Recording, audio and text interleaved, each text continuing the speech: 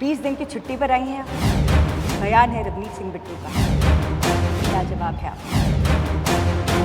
बिट्टू भाई साहब, प्लीज़ मेरी बात को ध्यान से सुनिएगा कि हम आपकी तरह नहीं हैं। आप 20 दिन की छुट्टी पे आते थे, हम यहाँ रहने के लिए आए हैं। कुछ लोग काम करने वाले भी होते हैं। सो राजा जी आपकी तरह नहीं है, काम करने वाले बहुत एक मेहनती इंसान हैं। इसको एक ही बात कहूँगी मैं, इसका एक ही शब्द है जो भाई साहब ने किया है, उसको बिट्रेयल कहते हैं, उसको धोखा कहते हैं।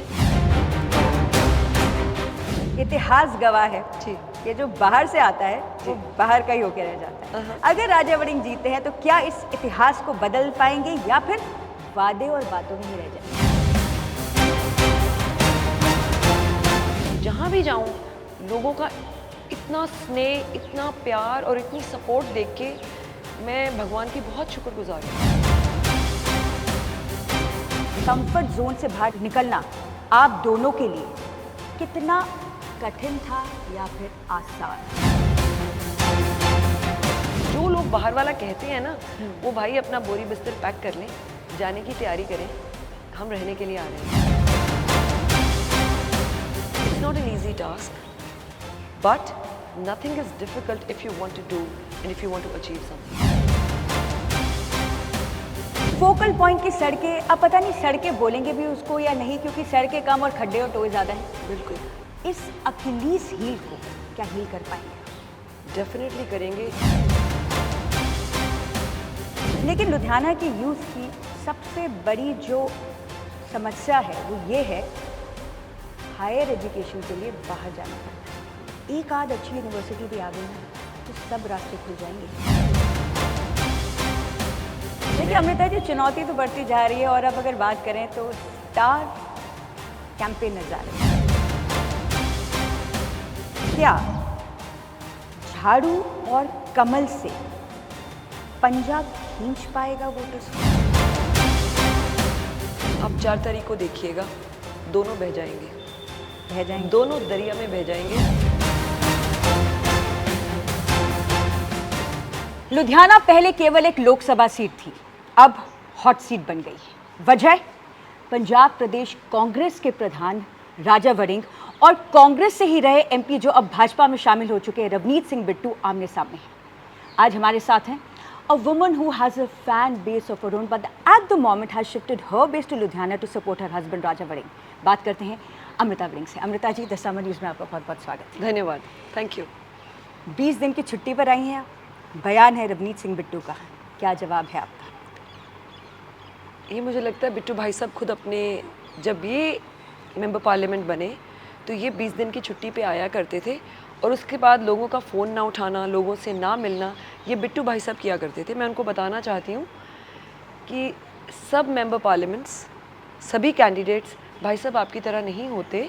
कुछ लोग काम करने वाले भी होते हैं।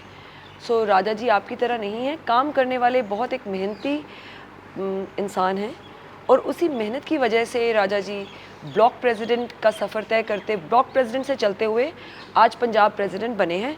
उनकी मेहनत के सदका, कांग्रेस पार्टी के वर्कर्स के सदका, जिनके साथ उन्होंने अपना पूरा ये करियर, ये ग्राफ तय किया है। बिट्टू भाई साहब, प्लीज़ मेरी बात को ध्यान से सुनिएगा कि हम आपकी तरह नहीं हैं। आप 20 दिन की छुट्टी पे आते थे, हम यहाँ रहने के लिए आए हैं। एक पार्टी, एक सोच, एक साथ काम करना, एक दूसरे का साथ भी देना। जी, अब दोस्ती में दरार कहेंगे या नज़रिए का फ़र्क, क्या सही? इसको एक ही बात कहूँगी मैं, इसका एक ही शब्द है जो भाई साहब ने किया है, उसको बिट्रेयल कहते हैं, उसको धोखा कहते हैं, उसको बेअंत लालच कहते हैं।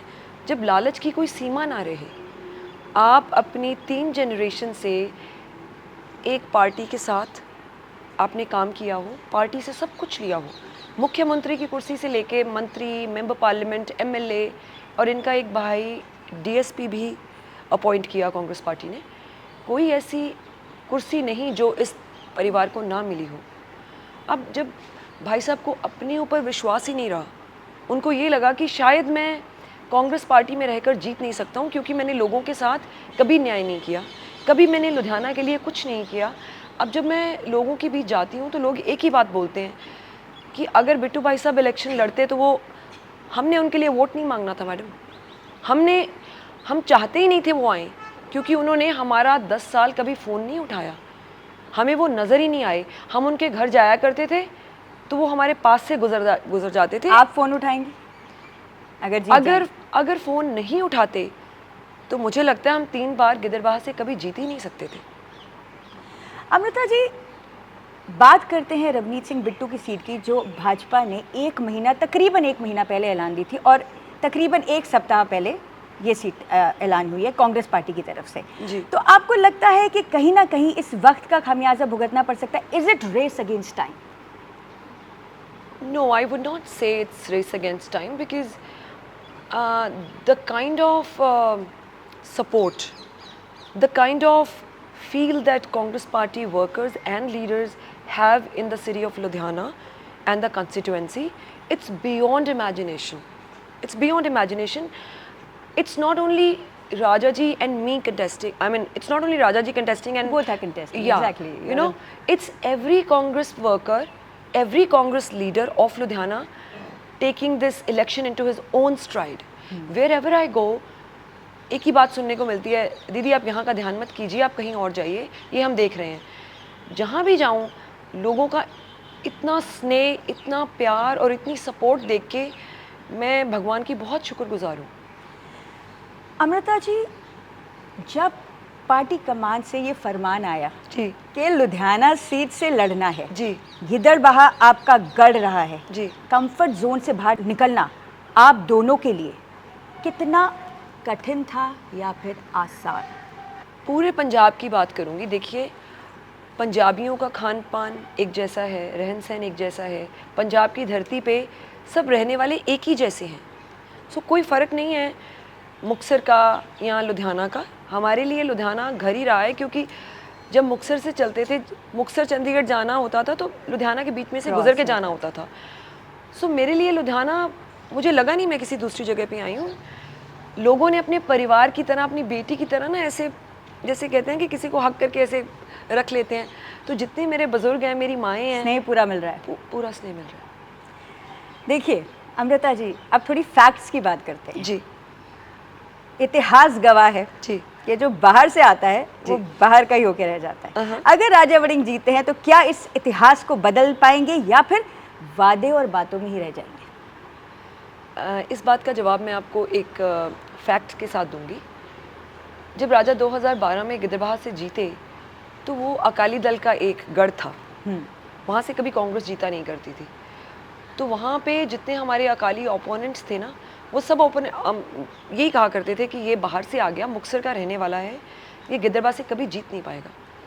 तो वो बाहर वाला पहली बार जीता, हराया। अकाली इसको पहली बार किसी ने पंजाब में हराया, दूसरी बार जीते। अब तीसरी बार, जिसको बाहर वाला कहते थे ना, वो तीसरी बार जीत के आया है, सब बादल सहारे हैं।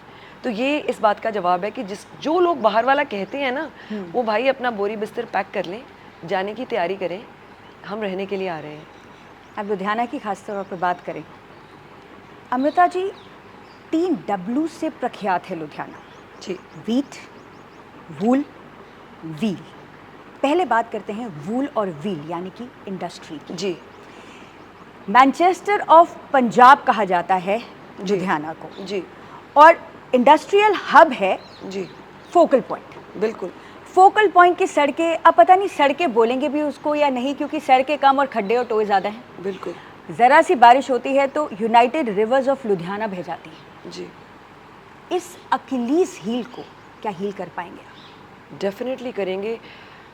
इंडस्ट्री ये बात ज़रूर जानना चाहिए।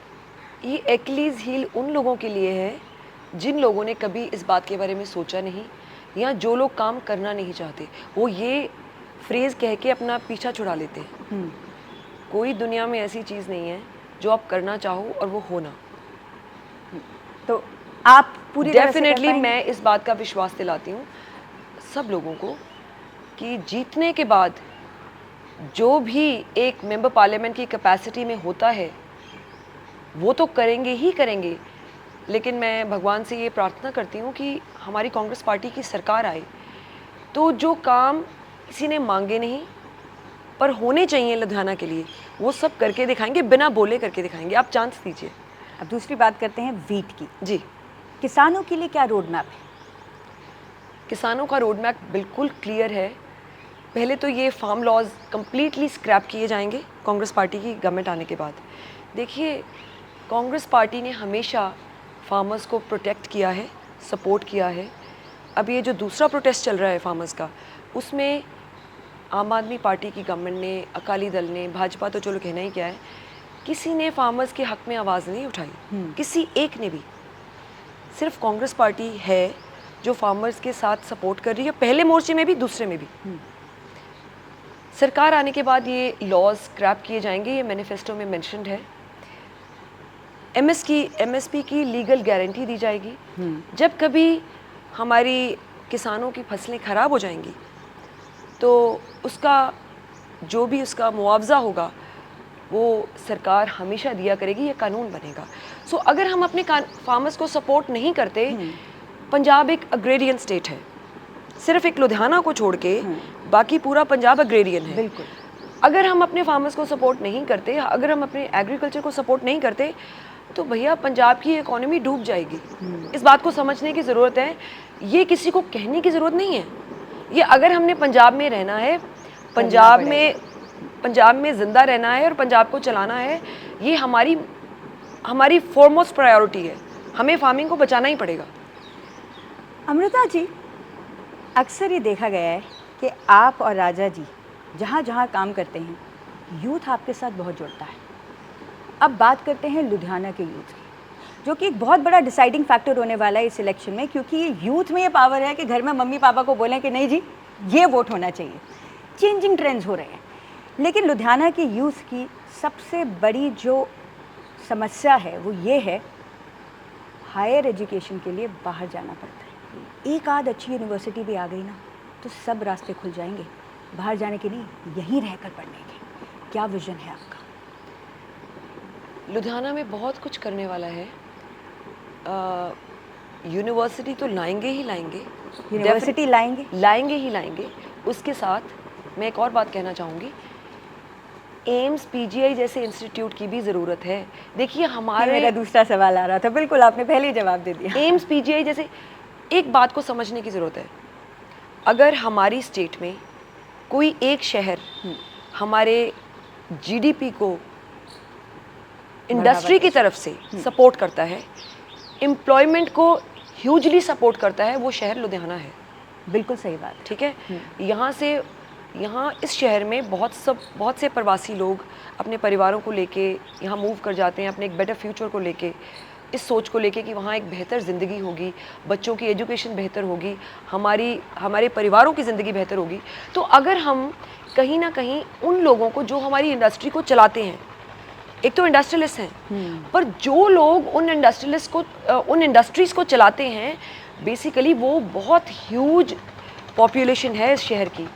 तो आपने मुझसे ये सवाल पूछा नहीं, लेकिन I would like to answer this, कि अगर उन लोगों की ज़िंदगी को देखा जाए और उनके बच्चों की ज़िंदगी को, उनके परिवारों की ज़िंदगी को बेहतर करने के लिए, उनके बच्चों की एजुकेशन को बेहतर करने के लिए अगर कुछ एजेंडाज बनाए जाएं, तो मुझे लगता है ये इंडस्ट्री के लिए एक बहुत बड़ी सपोर्ट होगी। एक ना 43A सेंट्रल गवर्नमेंट ने लगा दिया था, मैं उसकी डिटेल्स में नहीं जाऊंगी।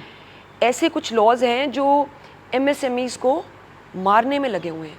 देखिए, भाजपा कॉरपोरेट्स को सपोर्ट कर रही है, हम सब जानते हैं, लेकिन भाजपा हमारे जो स्मॉल और मीडियम स्केल इंडस्ट्रीज़ हैं ना, उनको मारने में भी लगी हुई है। लॉज, कानून ऐसे बन रहे हैं, मतलब हमेशा एक टैक्स टेररिज्म का एक ज़माना आ गया है।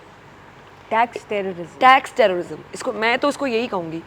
देखिए ना, एक तरफ इंसान काम करता है, सुबह अपने काम पे फैक्ट्री पे जाता है, मेहनत करता है, 10-20 लोगों को एम्प्लॉयमेंट देता है, पर उसके दिल में हमेशा एक डर बैठा रहता है कि अब आईटी की रेड ना पड़ जाए, अब मुझे ये टैक्स देना पड़ेगा, अब सरकार का ये नया कानून आ गया।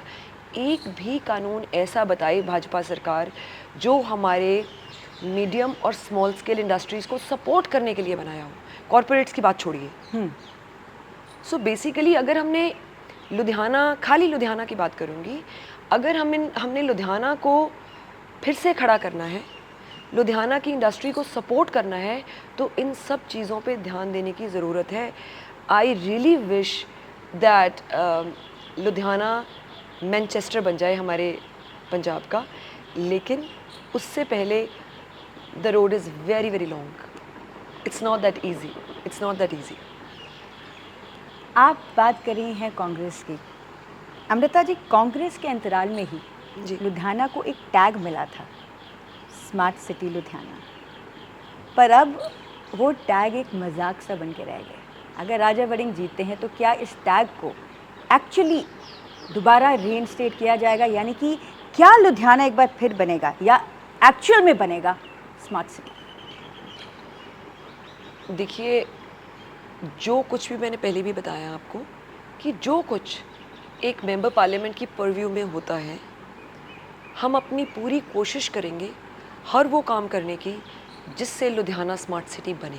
हर वो कोशिश करेंगे, और मैं ये बात ऑन रिकॉर्ड कह रही हूँ, we will give our 100%. And inclusion of all, जैसे आपने बोला, हर वर्ग को आप एग्जैक्टली. मतलब एक वर्ग की बात ना करें. हमें हर वर्ग को अपने साथ लेके चलना होगा, क्योंकि शहर में सब लोग रहते हैं. हर वर्ग की अपनी डिमांड्स हैं, अपनी एक्सपेक्टेशंस हैं. It's not an easy task, but nothing is difficult if you want to do and if you want to achieve something. Punjab की अगर बात करते हैं तो जिस तरह से आम आदमी पार्टी के रुझान आए थे, पूर्ण बहुमत मिला था, तो क्या झाड़ू और कमल से पंजाब खींच पाएगा वोटर्स को? आप 4 तारीख को देखिएगा, दोनों बह जाएंगे. बह जाएंगे दोनों दरिया में बह जाएंगे. कोई मिलेगा नहीं, ढूंढने पड़ेंगे, डीप डाइवर्स भेजेंगे भैया तो कुछ मिल पाएगा. आप बह रहे हो बुरी तरह से. देखिए अमृता जी, चुनौती तो बढ़ती जा रही है, और अब अगर बात करें तो स्टार कैंपेनर्स आ रहे हैं. जी. आपने बात करी कि यहाँ पर जो इंडस्ट्री को सपोर्ट करते हैं, ठीक है, वो जनरली यूपी बिहार से ही आते हैं. जो योगी आदित्यनाथ हैं वो आ रहे हैं बीजेपी की तरफ से, और आम आदमी पार्टी से बात करें तो सुनीता केजरीवाल आ रही हैं. तो क्या आपको लगता है ये आपकी चुनौतियों में आग में घी डालने का काम करेगा? बिल्कुल भी नहीं. देखिए, ये बात समझिए कि लोग बहुत समझदार हैं. भाषण सुनने बहुत अच्छे लगते हैं. स्टेज पे कोई परफॉर्मेंसेस हो रही हों, वो देखने में बहुत मज़ा आता है. सबको मज़ा आता है. मैं भी अगर कोई शो देखने जाऊंगी और कुछ सुनूंगी तो मुझे बहुत अच्छा लगेगा. लेकिन जब मैं घर वापस आके अपने परिवार में बैठूंगी, अपने बच्चों के साथ बात करूंगी, तो मेरे दिमाग में सबसे पहली बात ये आएगी कि सरकार ने, जिसको मैं वोट देने जा रही हूँ, उसने मेरे बच्चों के लिए क्या किया, उसने मेरी ज़िंदगी को बेहतर करने के लिए क्या किया. तो उसका जवाब एक ही आता है कि दूध पे टैक्स लगा दिया, पनीर पे टैक्स लगा दिया, लस्सी दही पे टैक्स लगा दिया. कोई ऐसी चीज़ नहीं. एक सिलेंडर जो 450 का हुआ करता था कांग्रेस पार्टी की सरकार में, वो आज 1180 रुपये का हो गया. तो जब कोई परिवार 4 बार चाय बनाता है ना, एक मध्यवर्गीय परिवार, तो उस परिवार को 4 बार सोचना पड़ता है कि ये ना ही बनाए तो अच्छा है, क्योंकि सिलेंडर अगर रोज़ एक बार ज़्यादा चाय बढ़ती बनेगी तो सिलेंडर 20-25 दिन में ख़त्म हो जाएगा. तो ये 1200 रुपया फिर से लगाना पड़ेगा. तो वो जो चीज़ें आती हैं ना, वो वोट को तय करेंगी. ये असली बात है. जितने मर्जी स्टार कैंपेनर्स आ जाएं, लोग बुद्धू नहीं बनने वाले भाई. अपना पूरा जोर दमखम लगा लीजिए, पर आप जीतने वाले नहीं हो. 4 लफ्ज़ों में अगर बोला जाए तो आपका मैसेज लुधियाना की जनता, लुधियाना का वोटर्स, उनके लिए क्या है? एक ही बात कहूँगी, एक ही वर्ड, डेवलपमेंट. दूसरे शब्द की ज़रूरत ही नहीं है. सिर्फ काम करने के लिए, डेवलपमेंट करने के लिए लुधियाना में आ रहे हैं. किसी धर्म का नाम नहीं लूँगी, कोई ऐसी बात नहीं करूँगी जिससे लोगों की भावनाओं को ठेस पहुँचे. धर्म की बात वो लोग करेंगे जिन्होंने यहाँ आके काम नहीं करना. मैं सभी वोटर्स को ये विनती करती हूँ कि इन लोगों से बचने की ज़रूरत है जो आपकी भावनाओं के साथ खेल रहे हैं.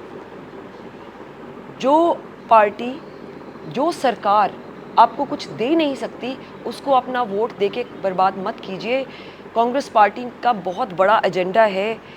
बेटियों के लिए 50% रिजर्वेशन देने जा रही है, और जो पूरी दुनिया में किसी देश का कानून नहीं है. हमारा देश पहला ऐसा होगा जहाँ पे 50% रिजर्वेशन औरतों को दी जाएगी.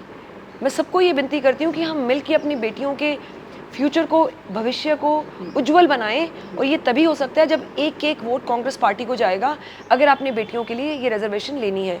बहुत सारे एजेंडाज हैं। यही मैं आपसे आखिर में मैं आपसे यही जो आपने बोला इसी को आगे बढ़ाते हैं कि आज मदर्स डे है, तो मदर्स और विमेन के लिए क्या खास मैसेज है अमृता वड़िंग का? एक ही मैसेज दूंगी। देखिए, हम अपनी ज़िंदगी की दौड़ में कहीं ना कहीं अपनी मदर्स को पीछे छोड़ जाते हैं। मैं अपनी बहनों को, अपने बच्चों को, सबको यही मैसेज दूंगी, भाइयों को, सबको, कि ज़िंदगी की दौड़ आज ना लाइफ बड़ी कॉम्प्लिकेट हो गई है, बहुत कॉम्प्लिकेट, हमने खुद ही कर ली। सोशल मीडिया उलझा लिया है, उलझा बहुत लिया है।